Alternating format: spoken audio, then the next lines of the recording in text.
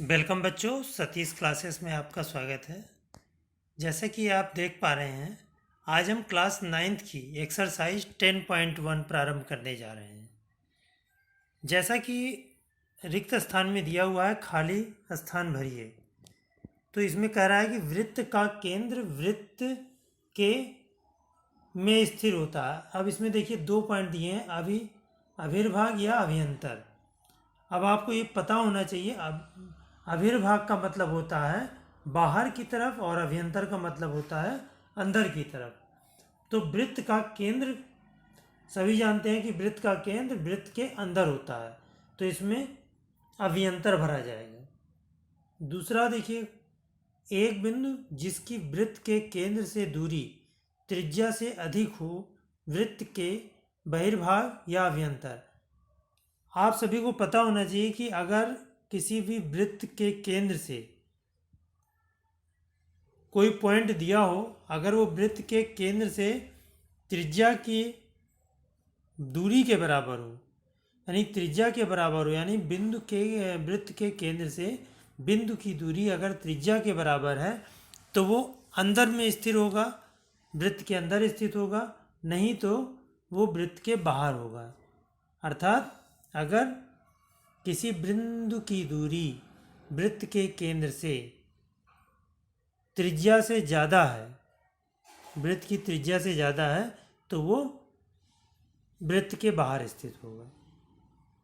तीसरा पॉइंट, वृत्त की सबसे बड़ी जीवा वृत्त का होता है। तो वृत्त की सबसे बड़ी जीवा वृत्त का व्यास होता है। ठीक है, क्योंकि जीवा क्या होती है? परिधि पर स्थित किन्हीं दो बिंदुओं को मिलाने वाली रेखा वृत्त की जीवा कहलाती है। इसी प्रकार से व्यास भी क्या होता है? वृत्त की परिधि पर तो स्थिर होता है, लेकिन वृत्त के केंद्र से जाता है, इसलिए वृत्त की सबसे बड़ी जीवा वृत्त का व्यास होती है। चौथा पॉइंट, एक चाप होता है जब इसके सिरे एक व्यास के सिरे हों। तो एक चाप होता है जब इसके सिरे एक व्यास के सिरे हों। तो वृत्त का चाप क्या होता है, ये ध्यान देना है। तो वृत्त का चाप अर्धवृत्त होता है जब इसके सिरे व्यास के सिरे हों। क्योंकि अगर वृत्त का चाप दिया हुआ है, तो अगर अर्धवृत्त बना हुआ है इसमें, तब वो वृत्त के चाप ही होगा। पांचवा पॉइंट देखा, वृत्त खंड एक चाप तथा जीवा के बीच का भाग होता है। अगर एक वृत्त बना हुआ है और उसमें जीवा दी हुई है, तो उससे जो भी भाग कटता है वो वृत्त खंड कहलाता है। एक वृत्त जिस तल पर स्थित होता है उसे भागों में विभाजित करता है। जिस तल पर स्थित होता है उसे कई भागों में विभाजित कर सकता है, तो इसीलिए अनंत भागों में विभाजित कर सकता है। देखिए, इसके सब सारे पार्ट के उत्तर भी नीचे दिए हुए हैं। मैंने आपको, देखिए, पहले पार्ट में अभ्यंतर होगा, दूसरे में बहिर्भाग, तीसरे रिक्त स्थान में व्यास, चौथे में वृत्त, पांचवें में जीवा और छठे में अनंत।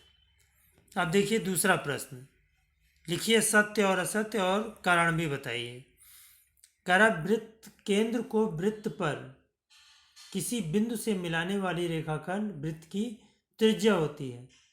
कह रहा, केंद्र को वृत्त पर किसी बिंदु को मिलाने वाला रेखाखंड वृत्त की त्रिज्या होती है। ठीक है भाई, वृत्त के केंद्र से ही तो वृत्त की परिधि पर स्थित कोई बिंदु होता है, तो वृत्त की त्रिज्या ही होती है, ये सत्य है।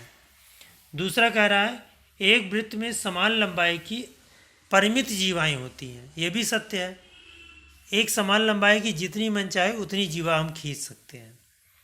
तीसरा, यदि एक वृत्त को 3 बराबर चापों में बांट दिया जाए तो प्रत्येक भाग दीर्घ चाप होता है। तो प्रत्येक भाग तो दीर्घ चाप नहीं हो सकता, क्योंकि अगर एक भाग हमारा लघु चाप होगा तभी दूसरा चाप दीर्घ चाप होगा, और चूंकि इन्होंने 3 बराबर भागों में बांटा है तो कोई भी चाप दीर्घ चाप नहीं होगा, इसलिए यह असत्य है। चौथा, वृत्त की एक जीवा जिसकी लंबाई त्रिज्या से 2 गुनी हो वृत्त का व्यास होता है। तो त्रिज्या की 2 गुनी होती है तभी तो व्यास होगा, क्योंकि व्यास बराबर होता है 2 गुणित त्रिज्या, इसलिए सत्य है। 5वां कह रहा है त्रिज्य खंड जीवा और संगत चाप के बीच का क्षेत्र होता है, तो ये असत्य है।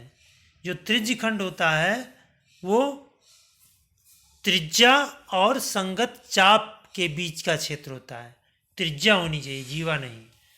ठीक है। और 6ठा पॉइंट, वृत्त एक समतल आकृति है, क्योंकि वृत्त के बारे में ये सभी को पता होना चाहिए। वृत्त एक ऐसे बिंदु का बिंदुपथ होता है जिसकी एक निश्चित बिंदु से दूरी समान होती है, और उस निश्चित बिंदु को वृत्त का केंद्र कहते हैं, और जो पाथ चलता है उसको परिधि बोलते हैं। तो ये हमारा वृत्त एक समतल आकृति है और 2 डायमेंशनल फिगर है, इसलिए ये सत्य है।